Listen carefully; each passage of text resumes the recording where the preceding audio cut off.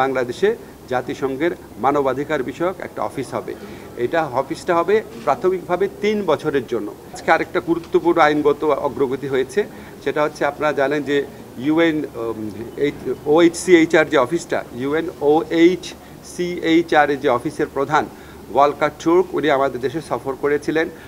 OHCHR আমাদের এখানে একটা জুলাই গণঅভ্যুত্থানকালে সংগঠিত গণহত্যা এবং মানবতা বিরোধী অপরাধের উপর একটা অত্যন্ত ইম্পর্টেন্ট ফ্যাক্ট ফাইন্ডিং রিপোর্টও জমা দিয়েছেন। তো ওনাদের সাথে আমাদের সরকারের অনেক দিন যাবত আলোচনা চলছিল যে OHCHR যেটা আছে, জাতিসংঘের মানবাধিকার বিষয়ক যে অফিস OHCHR, সেই অফিসের একটা মিশন শাখা বাংলাদেশে ওনারা খুলতে চাচ্ছিলেন। মানে ওই OHCHR মিশনের একটা অফিস বাংলাদেশে হবে, এই লক্ষ্যে ওনারা আলোচনা করছিলেন। তো এই আলোচনা একটা উল্লেখযোগ্য অগ্রগতি হয়েছে।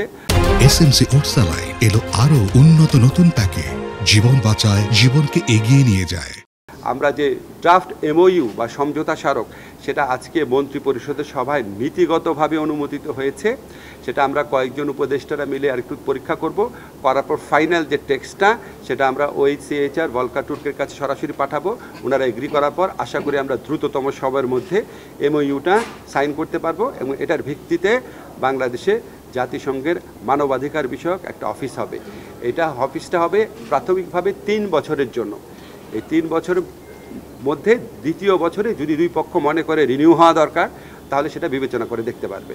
আমরা আশা করি আগামীতে এবং আমাদের সরকার আমলেও যদি কোনো গুরুতর মানবাধিকার লঙ্ঘনের ঘটনা ঘটে, যে কোনো ক্ষেত্রেই ঘটে, তাহলে আমাদের যে মানবাধিকার বিষয়ক যে রাষ্ট্রীয় এজেন্সি অফিসগুলো আছে, এটার পাশাপাশি OHCHR এর যে লোকাল অফিসটা হবে, সেটা একটা গুরুত্বপূর্ণ ভূমিকা পালন করতে পারবে।